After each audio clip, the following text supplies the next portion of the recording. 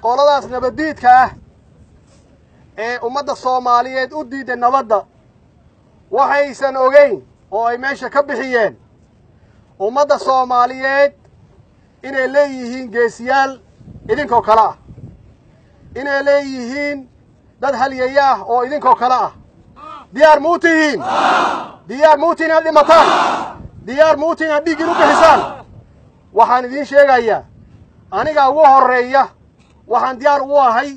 inaan idinku imaado aagaga dagaalka oo aan naftayda u bixiyo dadweynaha Soomaaliyeed qof walbana diyaar wuxuu yahay maanta inay u soo baxaan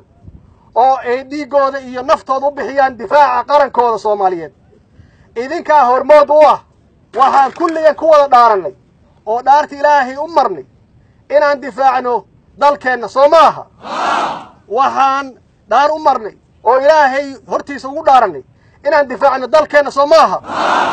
waxaan u dhaaranay inaan difaacno soo diinteena maaha waxaan idin sheegayaa haddaad dhimataan waxaad tihiin xaquudir mujaahidiin baad tihiin idinka maanta baxaysaan insha Allah waxaan idin rajaynayaa guul waxaan idin rajaynayaa guul